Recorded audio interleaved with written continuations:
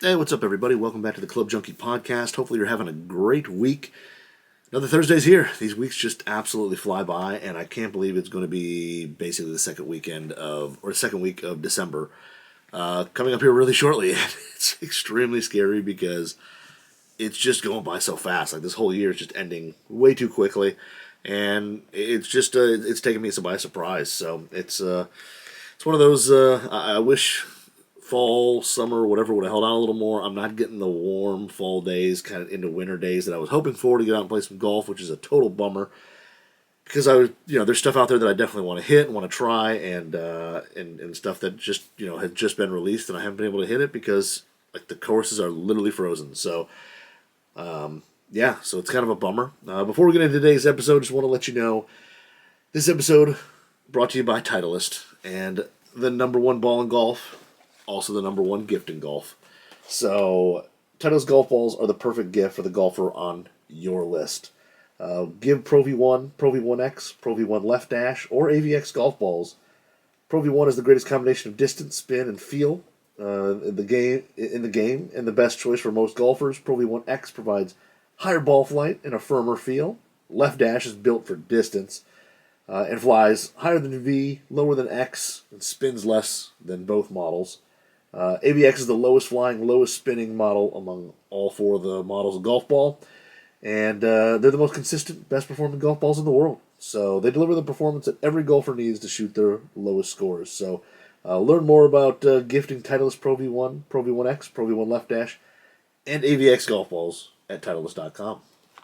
So that is true. I mean, I do have to say, there's the people always ask, what can you give as a gift to a golfer? And, hey, you're a golfer. What do you want as a gift? And it's always so hard to tell people, like, what you really want because, realistically, stuff is typically more expensive and things like that than you really want to tell people to spend. But I was thinking kind of about holiday stuff because I always get asked about, my Christmas list and what I want. And most of the time, there's not anything golf related on there. Every once in a while, maybe a pair of shoes or something like that. But for the most part, my Christmas list for my parents or something like that is pretty much non-golf. Just it's nothing golf. And really, the reason being is just the fact that I'm just super picky. Super picky with the stuff that I want to that I play and that I want to play, and then also through my job. I mean, of course, there's those perks where stuff is available to try and available there that I don't necessarily have to either pay for or whatever. So I'm kind of in a unique situation. But before I started working for Golf WRX, I was the same way. Like I just didn't know what to ask people for golf stuff because, like I said, I was just really picky about what I wanted. And if somebody went in and just bought a polo shirt or they just bought me a whatever, like I there was a good chance I probably didn't want it or wouldn't like it. So. So I kind of sat there and thinking about it, and I was like, I think last year I did a little like holiday podcast about like holiday, gifts and stuff like that. And honestly, this is going to be one of those episodes where I think if you're in my situation, where you have a really tough time asking, family members ask you, hey, what do you want, whatever, and hey, you're a big golfer, and yeah, I know everybody's gotten the joke like the potty putting mat and all that, and it's funny to open the box.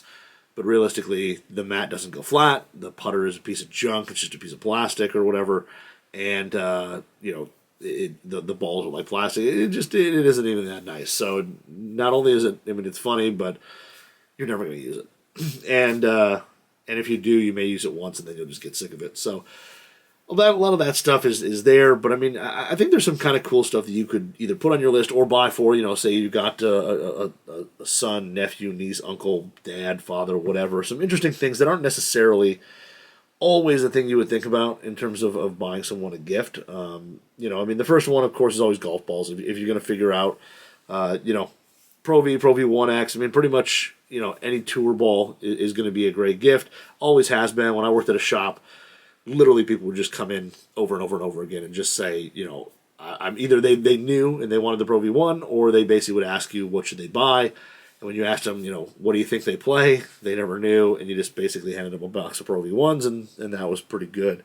There's always stuff like that, but I think, as golfers, to put together a little list for our parents to maybe grab us something, or, kids to buy you something, whatever, there's always stuff that's not crazy expensive that, that you can get. I mean, the main one that I think is a great gift, honestly, and I know it sounds stupid to other people, but I think grips. I mean, I actually went to my local Golf Galaxy just last week. They had like every grip in stock. Well, not every, but they had a ton of grips in stock. I was shocked. I walked into the back.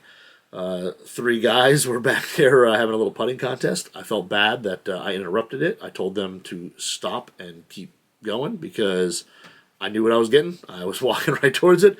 I don't need any help. You boys keep doing what you're doing. And I've worked retail, golf retail, so I totally understand when things were slow. I was the only person in the store who didn't work there. But they had like every grip. I walked in, every bin for the most part was full. The only thing they didn't have was my Lambkin deep edge cord putter grips, which I really like, but they didn't have those. That was it. So everything else they pretty much had. And I was shocked, and I said something to the guys like, it's been really hard finding grips. Like, this is amazing that you guys, have all these. And they're like, yeah, we've had tons of grips for a while now. Like, they're like, for whatever reason, we've got like a great stock. But asking for grips for a holiday thing, asking for them or even giving them is such an easy gift because, one, if you're the one receiving and asked for it, you can easily say, hey, this is what I'm looking for. I play a Golf Pride, Z grip cord, and here it is, standard size, whatever. I mean, it's super easy to look at this thing and say, this is what I play, and to give somebody, a real easy, an easy gift without, having to try too hard. And then also, too, if you're somebody who, you're buying for someone and you don't really know what they play, dude, like call up the significant other, call up their brother, whatever, have them just take a picture of what grips are on their clubs. And it's easy to just say, like, oh, yeah, you've got, whatever, take it into the store, say, hey, this is what my, friend whatever is playing, and there you go. You've got your grips. So something like that, you can go so far to do, putter grips, whatever. Anything like that, you're basically, it's just such an easy grip. I think grips is one of those underrated ones that when you're a golf tinker or you're somebody who does a lot of, say, your own work, or even if you're, a once or twice a year regrip guy, how nice would it be to walk into your, shop, your basement, wherever, and just already have your grips and not have to worry about going to order them or buy them or anything like that. They're just there, ready to go, and you can just basically put your grips on and go, and it saves you, definitely saves you some money, which is pretty cool. I would love to get honestly, I would absolutely love to get like a case of grips, 150 grips in a box. There you go. I know that like that Z grip cord would be like $1,000, but I'm just saying like a whole case of grips would be just an absolute amazing gift because I would use them, for the next couple of years. It would just be like, oh, I need a grip, no big deal. Here we go, got a whole drawer full, and off we go. But grips, I think, are totally underrated and underthought of, and I think people who aren't golfers think it's a dumb idea. But if you're a golfer, you know how expensive it is to regrip a set of clubs and how nice it is to have a freshly gripped set of clubs. So honestly, grips are great. And like I said, they're easier than you think. I know a lot of people are like, I don't really know. You don't have to know how many wraps of tape. You don't have to know how many, if they're doing double wraps on the right hand or, whatever build up on the left. You don't have to know any of that. All you need is like a photo of the grip and, go to the store and boom, you're done. Take a photo, ask them to look at the butt end cap. Does it say standard, mid-sized, whatever? And off you go. You're done, which is super simple. And I know other people who aren't golfers will think it's dumb, but it's really an absolutely great gift. And it's something that I think most people forget about, that it's that they would like something like that just sitting there ready to go whenever they need it and not have to worry about finding them at that time. But grips have always been one that I've been really fascinated with getting. I don't know if I've ever received a set of grips. I think I did one year. I think I received a set of grips one year, and I think it was a set of Golf Pride Tour Wrap G2s in white. And I think it was like the second year they made them or something like that. But I was playing them at that time, and I think they were like $3.99 or even less. They're like $3.50 to per grip. Now I think they're like $7. But back then it was a lot. You got a lot more grips for your money. Let's put it that way. But grips are a great option, especially like I said, especially because if you think about how to obtain what they are, a simple phone photo and looking at the butt cap, you know what grip it is, and you can go buy it and buy as many as whatever your budget allows. If you're going to buy, spend $50 on somebody, boom, here's however many grips. It's really easy to scale that up and get them, a bunch of grips and a bunch of stuff that works for them. And it's something that they'll actually really like and really be thankful for. And like I said, if you're a golfer on your list, like, how nice would it be? Pop open a box and there's a set of grips for your irons or whatever, your whole bag, and off you go. You can just do it whenever. So grips are always, I think, a great gift that's totally forgotten about, but a really awesome choice. The other thing that I found to be actually really nice, and this one it depends on the golfer a little bit, but I think there's a good combination. I'm a big headphone guy. If I go to the range, I'm putting in headphones, I'm playing some music, and really it's to drown out everything else going around. Because it seems like I'm always stuck next to the two guys who are buddies, who are hitting balls and chatting and talking about, whatever's going on in life and where they were at the bar last night and whatever.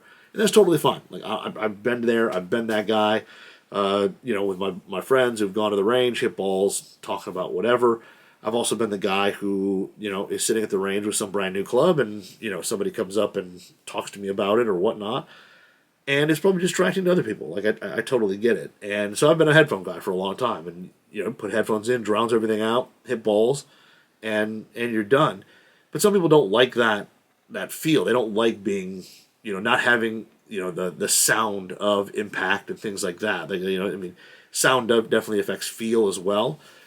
And some players just don't, if you're on the range, you want to be kind of dialed in, focused on what they're doing. They want to be able to hear that sound, hear the impact, hear, if it was a miss hit, whatever. And I understand that too. Like, I get it. I totally understand where, people would practice that way, and that's what they want. And I think the next thing would be basically, bone conducting headphones, which this here is just like a really cheap pair I bought off Amazon a couple of years ago. But what they do is they don't go in your ear at all. Like, the actual speakers on them go against your, like, temple. So, or not, I guess not temple, I guess like in front of your ears. So they basically, right in front of your ear, they touch your skin there, and I guess there's like some bones or something that like direct stuff to, I don't know if it's your ear or how it really works, but it basically vibrates, part of your face around your ear, and you hear music just like you would with a regular set of headphones. The only difference is that there's nothing in your ear. So if somebody, like I bought mine originally for work, because in the office you could have them on, listen to music, podcasts, whatever, and your ears are still open, that if somebody, walked up and talked to you, you didn't have to like take off headphones or take anything out. They just, fit on there, and it was, and they work really well, and they're not, all of them are Bluetooth. I mean, I'm pretty sure I got these, they're called like open ear solos. I'm pretty sure I got them off like Amazon for like $40, maybe $50. There's a company there called Aftershocks, which makes a really high quality stuff. They make some ones that you can actually swim with. They're that waterproof. They make a couple different versions depending on the fit and things like that.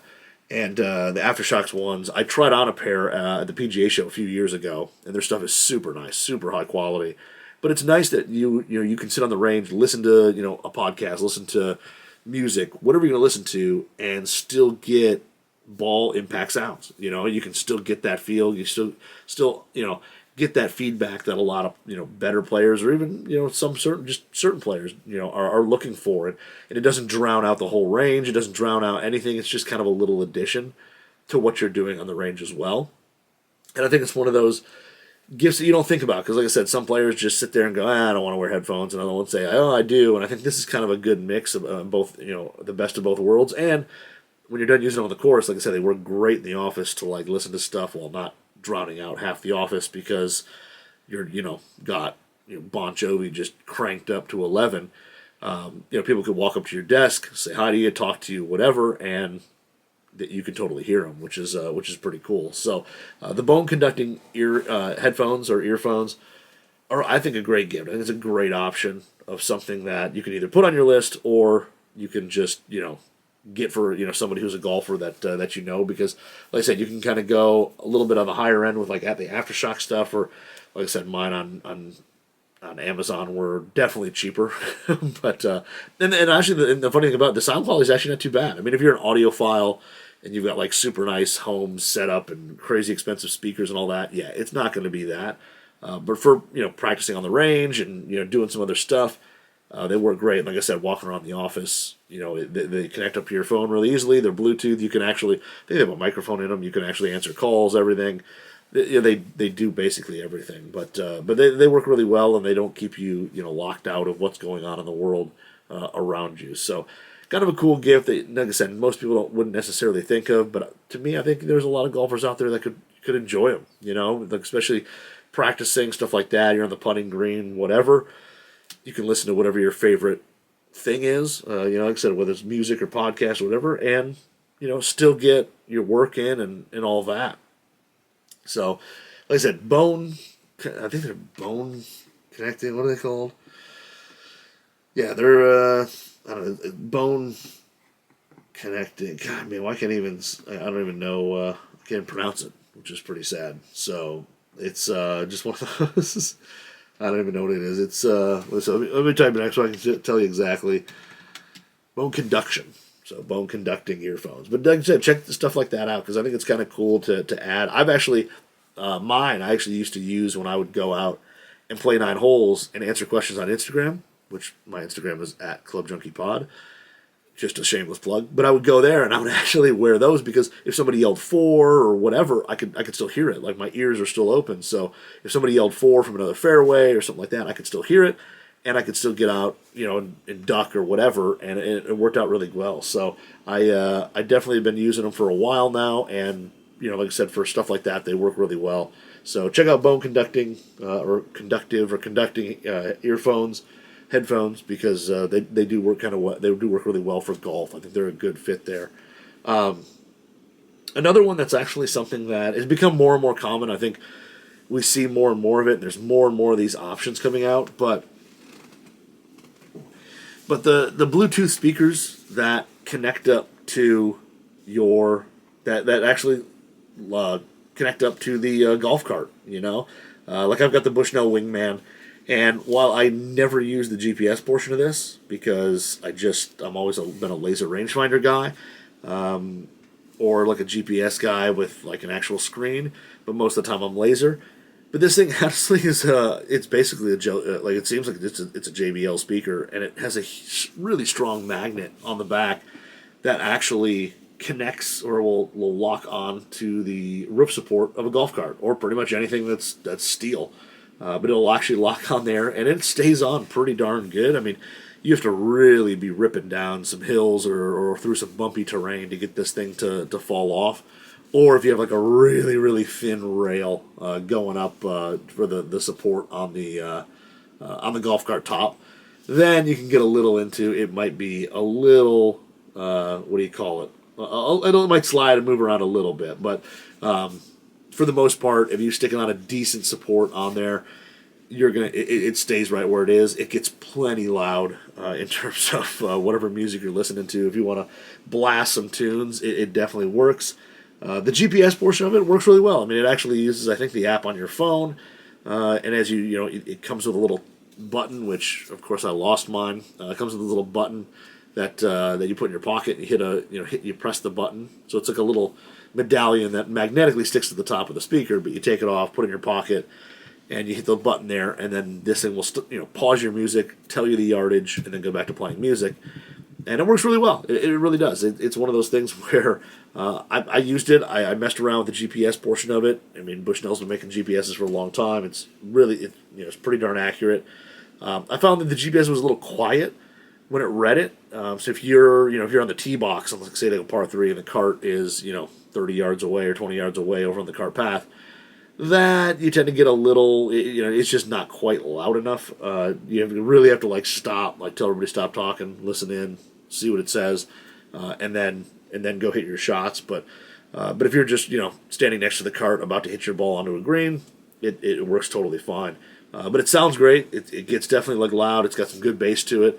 Everything about it in terms of a speaker is really, really good. Like I said, it sticks to just about anything. I actually used to have it stuck to or usually it was in a golf bag. It's been there for like a month. But usually I have it just attached to my loft and line machine. I just slap it on the side, and then I charge it when I'm about to go play. But I bring it around a lot now because it just works really well, and it's convenient that you can just stick it to the cart, and it's right there playing music, and you're good to go. You don't have to think about it. It's just there. And it's there, it's out of the way, and it doesn't take up a cup holder when you need a cup holder for your beverages. It's out of the way. But stuff like this, and there's a few other models. I mean, I know there's the Amp Caddy, which has like a clip that'll clip on. I mean, there's a few different models of this now, that you can do, that you can get. Like I said, I've been using the Wingman for basically all year, and I've really liked it. I know other people, like I said, have some other models, and they work really well. But, that Bluetooth speaker, I know everybody's got a Bluetooth speaker, or everybody has, either received one or had one or whatever. But the one for golf, I think, the ones that are golf-specific that really they fit on carts, is pretty cool. I think it's a cool idea. They're not crazy expensive. I think the Wingman is like $150, so... Yeah, I won't call it cheap, but it's not crazy expensive. It's not wildly out of a ton of budgets, and it's like I said, a great sounding unit. It's easy to pair up to your phone. I mean, everything about it is is pretty simple, and like I said, the GPS works pretty darn good. So the Bushnell Wingman is a cool one to either throw on your list if you have nothing to give to people, or if you've got that golfer who does like to listen to music on the course.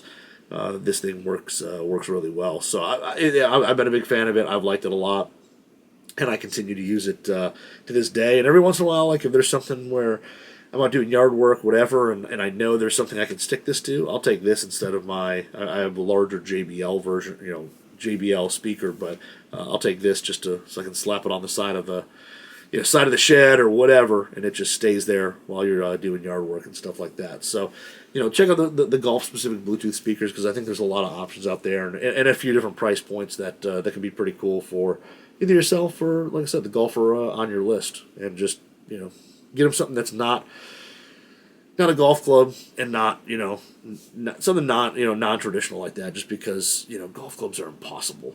You can't buy, unless they specifically write down exactly what they want. Golf clubs are like a no-go. Don't go try to buy somebody a putter if you have no idea what kind of putter they want or play, because it's probably not going to end well, and they're probably going to return it, which, it's fine. They'll go get whatever they want, but it kind of stinks when, you have, the great thought of getting someone a great gift, and it just doesn't work out. It's kind of a bummer. The other thing that I really like that, again, I think is not something, I won't call it crazy uncommon, but would be like golf-specific sunglasses. Like some players, I used to wear sunglasses all the time.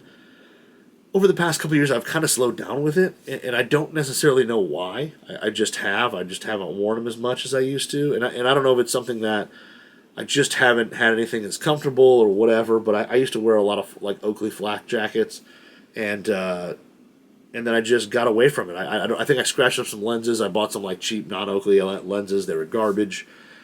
And then I just so I didn't wear them, and then I just I think stopped.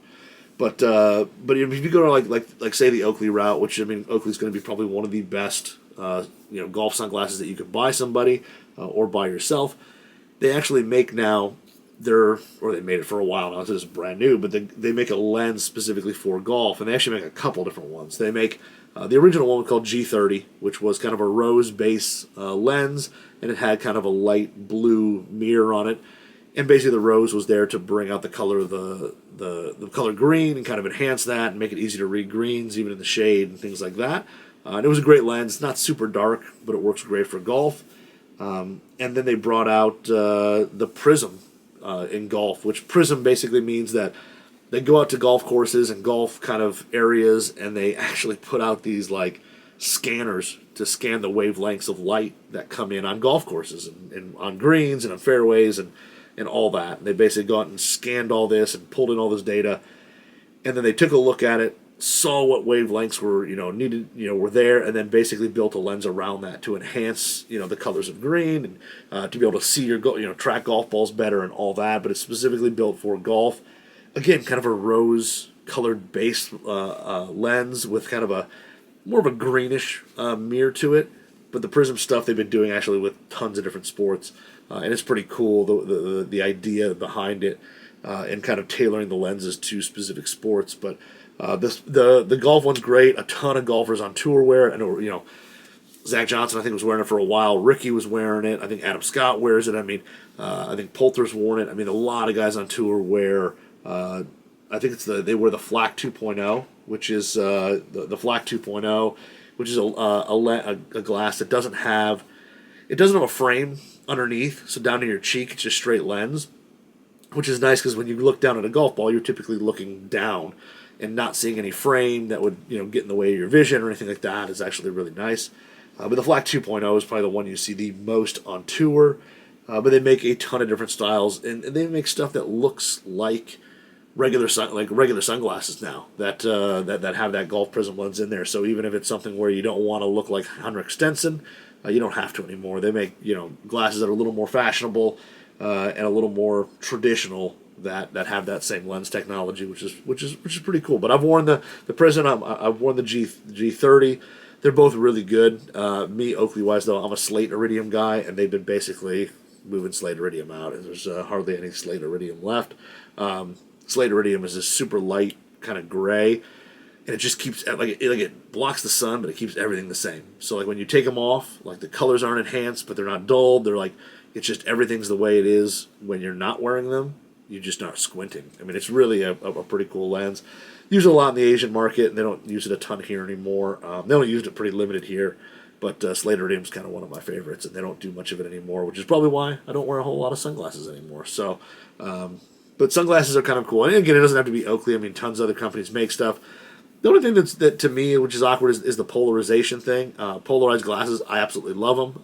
I wear them 99% of the time because my weekends are fortunately on the water a lot and on some boats. And the Polarized is absolutely phenomenal for that. For golf, it's a little weird because on the greens, especially if you have greens that have grain, it reduces the glare off that. So it's a little harder to read the grain on those putts on greens. So if you're getting something for strictly golf and golf only, stay away from Polarized. Or at least in my opinion, I would stay away from Polarized. But if you're going to have something that you're kind of going to wear all over the place, I mean, I guess you can make the judgment there, but for the most part, like I said, the polarized ones they don't help anything on the golf course. If anything, certain greens and things like that, they may actually distort a little bit or at least remove some of that glare and stuff that you're looking for in order to say read a putt or something like that. But like I said, it doesn't have to be Oakley, but sunglasses are always a great one, especially if there's something that you've tried on, because you can go try something on, write it down on the list, boom, done. Or if it's something where you've got a friend, relative, somebody on your list. You could definitely get something like that, and like I said, really functional. I know not everybody wears sunglasses, but a lot of players are starting to more and more. So it's one of those things where it wouldn't be a bad idea at all. I think it's actually pretty cool. So the last thing I'll get into in terms of gifts, which I mean it's probably a little less traditional, but the personal launch monitor game is just between. And right now with personal launch monitors, I know that the budget thing is totally different. It really depends on what people are looking for and what you're looking to spend on your person, your gift giver, or what some person's looking to spend for you. But I mean, with options starting at basically less than $500 now and they go up to $20,000. But let's be honest, the personal stuff really stays a little under that. It stays probably more around the. It's probably that $5,000 to $500 is kind of where that sweet spot is. But I mean, the FlightScope Mevo Plus, you got the Mevo at $500, the Rapsodo MLM, which is a really popular unit, which is $500. Even less now if you want to use a gift code, which I'll give you here in just a minute. I'll give you a little later in the show. We've got a gift code that you can use to take another $100 off this bad boy. But the Rapsodo is really good. It's tiny. It fits in your golf bag. Heck, it fits in your pocket. You can put it basically calculates everything off your phone, and super easy, super simple to use. And then you have something which a little higher step up with the Mevo Plus, and the Mevo Plus will collect just more data points. Gives you a little more in terms of options and like I said, data points compared to the Rapsodo or the standard Mevo. A little bigger, not crazy, but a little bigger, and this thing is right around that $2,000 mark. So again, a little more expensive, but again, depending on what your budget is. Everybody's budget for the holidays is a little different. So it all depends. But think about things like that. Things that are just a little different that you can get somebody that aren't just a golf club or aren't just a some traditional thing that you've always gotten them. A pair of socks. So. So before I get into the next part of the show, I do want to say that, or before I get into the next part of the show, the show is also brought to you by Superstroke, and we just talked about some grips, but Super Stroke is the winningest putter grip on tour. As the primary connection between you and your game, there's no piece of equipment more important than your grips. That's why top players like Jordan Spieth, Sergio Garcia, Patrick Cantlay, countless others trust Super Stroke to help them perform at their best. So take your game to the next level with one of Super Stroke's signature oversized grips. And while you're at it, you can outfit every club in your bag with their full swing grips as well. So Super Stroke your clubs today at superstrokeusa.com. And that is true. Super Stroke now, I mean, I know everybody thinks about it, and it's kind of become like the term for putters of, do you have a Super Stroke grip? And they make a ton of Super Stroke putter grips, and they honestly make a bunch of swing grips for your clubs as well, which is pretty crazy. So there's a lot of options there, and like I said, if you go to superstrokeusa.com, they do have a bunch. And like I said, one of my little props here, if you're watching this on YouTube, if you just search Golf WRX Radio, was the Super Stroke wrist lock. So something kind of cool, something different.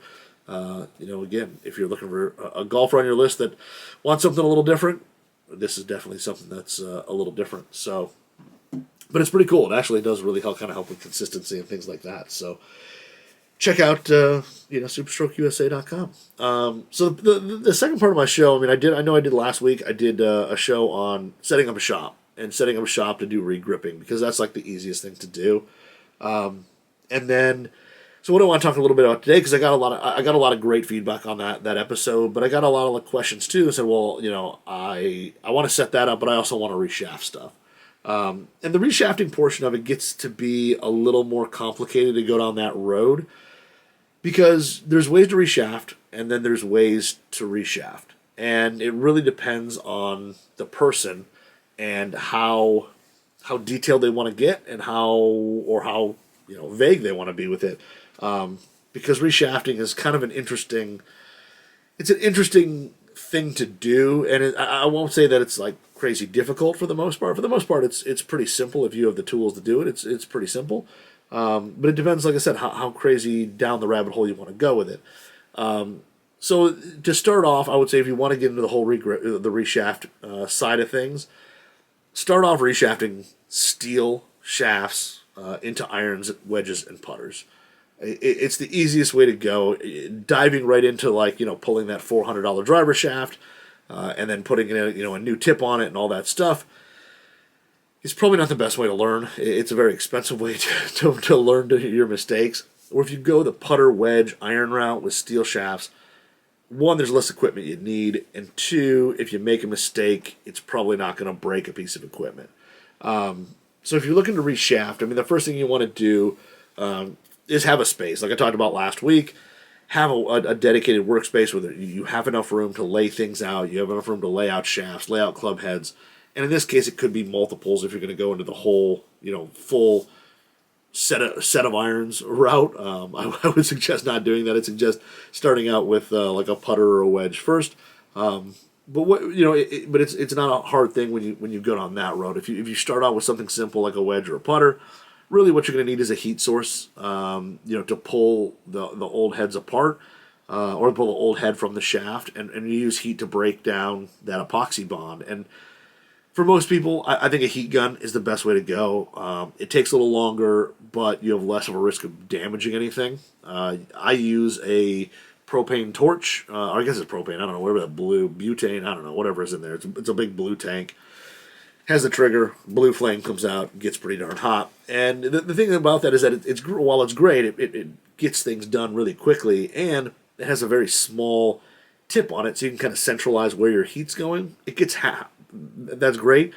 It gets hot really, really fast. So, especially if you're working with steel shafts and, like, say, iron putter heads, get a heat gun, because when you transfer into the graphite stuff, it's going to help you, not damage something really quickly. Because that's the thing with reshafting is once you go beyond, it's over. There's no like going backwards on it. So once you get there, it's it's gone. So going with the heat gun, it takes a lot longer to have those problems. So to go with a heat gun, they're relatively inexpensive, and you can pick them up pretty much any hardware store. So you're going to want a heat gun for one. Definitely a utility knife or two to help you there. you're going to need a steel. If you stay with steel, you don't need a shaft puller. Usually when you heat things up, you can actually twist it, break the bond, and pull the heads apart. So you don't have to worry about that quite yet if you stick with steel. But then also, so once you get, like I said, you need a heat gun, you need basically like a utility knife. Straight blade is fine, just to scrape away epoxy and things like that on a shaft. Some sandpaper to prep tips of shafts, because whether it's a brand new shaft, whether it's a pole, you're going to have to sand that tip to make sure it's rough, it's clean, and it'll take take that epoxy without any problems or any issues with it bonding to the actual steel and not something else. The other thing to have, I would say, a drill, like a handmade, like a trigger drill. I guess I have DeWalt ones up there, but any type of drill and some drill bits, along with some wire brushes. So they make basically wire brushes that go on the end of a drill, and those are well worth getting. I'll put it that way for this endeavor. And then you're going to need epoxy to glue everything back together, and you're going to need some ferrules to finish it off as well. And that's the thing where you start getting into reshafting, where, well, then if you want to get swing weight, you got to get tip weights, and then you got to have different tip weights and different sizes, and ferrule wise, like I basically have usually like 8 different ferrule. Well, probably more than that. 1, 2, 3, 4, 5, 6. I mean, I probably have like 10 different ferrules. Well, not quite 10, but I probably have like 8 different ferrules that I have like kind of in stock in my shop in a sense, depending on the length and things like that. And so you're going to need all those things. And there's just, if you want to turn ferrules, as well as Ryan Barath does or things like that, all those things add into it. But if you keep it simple, and let's just get it simple, kind of right out of the gate, if you get, heat gun, utility knife, some sandpaper, epoxy, drill bits, drill, and, whatever part, like say you're going to do a wedge, a ferrule, you're pretty much set on reshafting. And what you do is you basically take that, that heat gun, heat up the hosel, go, like I said, go slow, and then eventually when you get enough heat on it, you can actually kind of take the shaft and the head, twist them away, and they'll actually break apart. And then what you want to do is take that utility knife, scrape off any excess, thick chunks of epoxy that are still in the shaft, and then you take a little sandpaper and basically re-prep the tip. So you basically sand the tip so that all the residue and epoxy, old epoxy, is off there, and have it clean.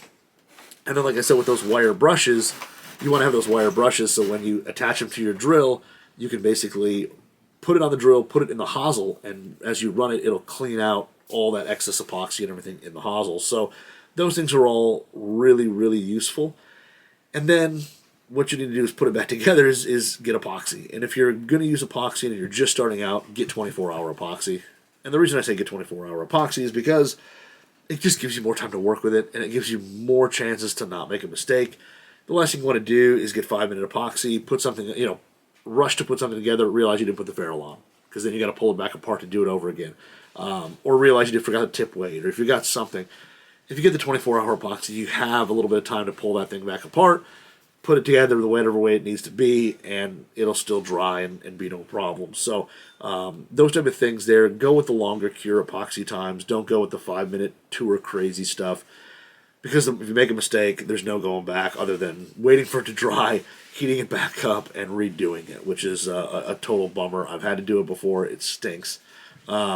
So go ahead and make sure that you get, like I said, the 24-hour stuff. And the other plus side, the 24-hour stuff is usually typically stronger. So if you do make a mistake and you don't quite prep that, have enough tip prep, or you don't quite, sand it down enough, or you don't quite get every little bit of dirt out of that hosel or epoxy residue, there's a good chance that it's still going to hold together and you're still going to be able to play it. Where some of the 5-minute stuff tends to be a little finicky, and if you don't clean it out perfectly, you may have some heads flying down some fairways, or God forbid flying into some water if you're hitting into like a par 3 that's surrounded by marsh or something like that. So go with the longer cure time stuff. Like I said, you can get that stuff right from like Golf Works, and that's again Golf WORKS, because they make everything from 1 hour set, 5-minute set, 24 hours, whatever. Just get the 24-hour stuff and be careful mixing it too. Like whatever the instructions say on there, typically it's a 50-50 mix. make sure you follow whatever instructions they have, mix it correctly, and stir the crap out of it, so that way it is mixed and it will cure correctly. I've done a few where I've rushed the old mixing tip, and and they did not hold up very well. So I've done that before, unfortunately. But basically, yeah, like I said, the ferrule thing, it's really going to depend. I mean, I don't think you should, like my shop, have a ferrule of every single size, but, having a pack, buying a dozen iron ferrules when you do irons, it would be a great thing to do. Don't just buy, individual or a couple pieces, buy a dozen. That way, if you do your wedges and you reshaft those, and then you decide, oh, I'm going to, reshaft my irons, you'll have a few ferrules. The other thing that's kind of an interesting thing is some of the kind of specialized tools. If you're just getting into it, I would say go to like a Lowe's, a Home Depot, whatever, and buy a small, actually, like, pipe cutter.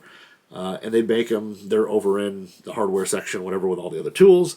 Like I have a cutoff wheel that's carbide, like what is it? It's carbide or carbide, that you basically can run a steel or graphite shaft through, and it cuts right off. It's electric. That's great. But if you don't, if you don't know if you're going to go down this road in terms of a hobby, that's kind of more of an expensive piece of equipment that doesn't really translate over to the rest of your household, like, hobbies. So for that, I would say instead of doing a specialty saw, get a pipe cutter, and you can actually cut steel shafts with that. Again, we're kind of sticking to the steel because the graphite one's going to be kind of a whole other ball game in a sense. Or not a whole other ball game, but it takes a bunch of specialized tools that you would never have just laying around your house, that you're never going to use for anything other than golf stuff. And if you don't necessarily love the hobby, then it's kind of a waste of money in a sense. But so once you have a pipe cutter, you can cut you can tip shafts, you can cut off the butt end, all that stuff. The other thing you'll need is some type of way of measuring. Like I have a club ruler.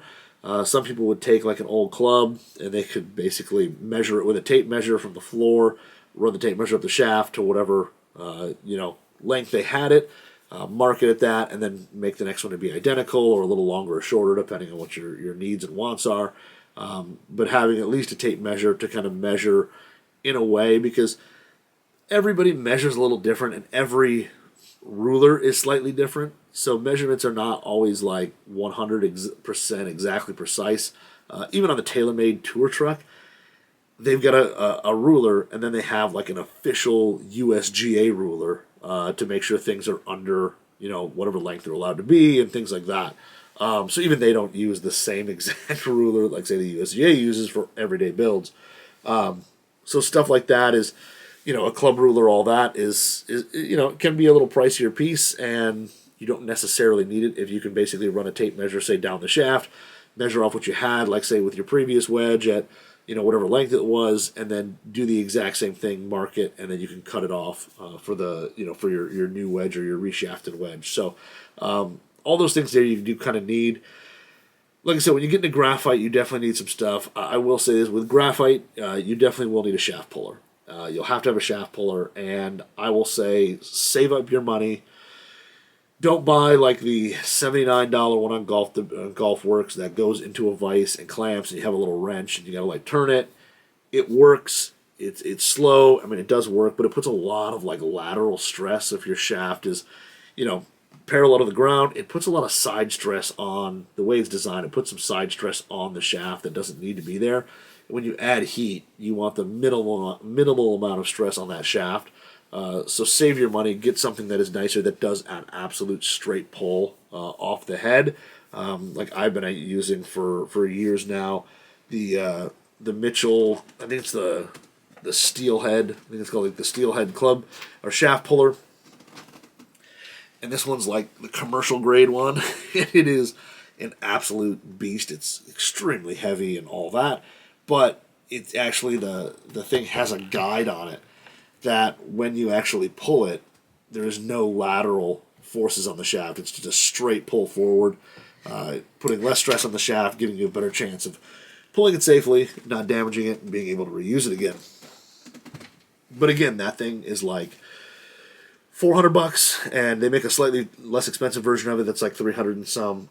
But I honestly would say Yeah, and you don't have to go that crazy. I know Golf Works has a few models that are a little cheaper that are maybe 250 or something like that. But move up to those. Don't get the cheapest one out there, especially if it's something where you're going to be pulling like expensive, Fujikura Ventises or Mitsubishi Tensei Pros. I mean, you're going to be pulling expensive shafts. Please buy a nice shaft puller. One, it makes the job a lot easier. Two, you have way less risk of breakage. And three, you'll just enjoy using it more and it'll last forever. So, I mean, you're not going to break these things. They're built out of basically steel. They'll last forever. So don't worry about wearing it out. Save up the money, get a little nicer one. It'll just help your jobs there. For cutting graphite, I mean, a cutoff wheel is the best way. Again, I know it's kind of a specialized tool, but getting a cutoff wheel makes it super fast, super simple. The carbide blades go right through steel or graphite. It doesn't damage any of the fibers. I know you can buy like hacksaw blades that are specifically for composites. Those work great. The only thing you have to worry about with that is making sure that you cut a straight line. So with that, they're definitely less expensive. But do be wary that if you don't, you have to make sure that you're cutting it in a straight line, or you're going to have some shaft with, a big wonky end to it, and then the grip's not going to fit great on the end of it. So be careful there with that. The other thing, too, is if you want to go down the road of swing weight, if you're somebody who wants to build stuff to swing weight, having a swing weight scale, again, if it's something where you can get those cheap ones that balance, I would stay away from it. I'd save the extra couple bucks and get one that actually has a sliding weight that the club fits in. It just makes things a lot easier, and I know it's extra money and all that, but it just makes things easier, and you'll enjoy doing it more when you have the right tools instead of chinsing out on something that might get you by for a little bit. That's the one thing when I did get my swing scale, I was super happy to get it, and I was glad I got something that was more the high end, whatever. I mean, it wasn't the cheap one and all that. So it was, like I said, definitely don't go through and skimp on stuff like that, because you're not going to enjoy the hobby quite as much. And then, the club ruler thing. I mean, when you have enough space, you feel like you're doing enough stuff, the club ruler is really nice. It makes things a little easier. And when you have your club ruler, you'll start building things to like your exact lengths. And they may be slightly different than stock and all that, but you'll know exactly on your club ruler where things go and how they measure out, and those things are really really nice, because like I said, going into it, you just know, hey, I play off a 38-inch 5-iron on my ruler, where somebody else may play 37.25 off theirs, or who knows. But like I said, the graphite stuff definitely gets a little more complicated. You definitely have to be more careful. The heat gun is like necessity if you're going into graphite, unless you've been doing it a long time, because unless you know how much heat you're putting on that hosel, you can really melt the shaft tip really quick. I've done it. I've unfortunately done it more than once. It's always a bummer when it happens, because unless you're going to use that thing in like a 5 wood or a 3 wood, that you have enough length on it that you can take an inch off, you're pretty much, it's toasted a driver. So those type of things, like I said, when you're getting into it, start with the steel stuff. Like I said, there's way less way more room for error, way less of a chance of making having a problem, and it's just, like I said, it keeps it just easier, and it's a lot easier to learn. And once you get that down, then move into the graphite stuff. And when you get into graphite, there's tons of stuff there in terms of like sanding down iron shafts to make them taper tip and things like that. There's just a whole world of cool stuff to go down that you'll start learning as you do it. But like I said, if you're going to start off doing steel. It makes it super easy. You'll have a lot of fun, and then as you get to the end of that and get more comfortable, move into the graphite side. So I know there was a little bit of a ramble. I don't even know where I was kind of 100% going with that. I mean, I think I got some points across, but like I said, a lot of those equipment there in terms of reshafting, nothing crazy expensive until you get into the specific tools. Everything else should be fairly inexpensive. Like I said, most of it you can get from like Golf Works, ordered online, delivered right to your house. And yeah, just have fun with it and go slow, because there's a ton of videos out there. I did a bunch on the Golf WRX main YouTube account years ago. I did stuff with like doing a putter shaft, and then I think a wedge and some other stuff. I did some reshafting stuff, and then and it was really fun. So I should get back into doing some more of them, just as educational type things. But maybe I will one of these days when I get a little more time. But but anyway, I think that's all I've got. I'm gonna hopefully have a show next week. I'll be on location somewhere checking out some brand new 2022 product. but I'm going to try like heck to have a show. So hopefully I'll get to you guys next week. And if I, but if between then and now, have a good weekend. Enjoy it. Hopefully, if you're in somewhere you can play golf, go play golf. Play for me. And I'll be hoping to play here soon. So hopefully you guys have a good weekend. Again, if you want to follow me on Instagram, @ClubJunkiePod. And hopefully you guys have a good rest of the week. Have a good weekend. And we'll talk to you next week.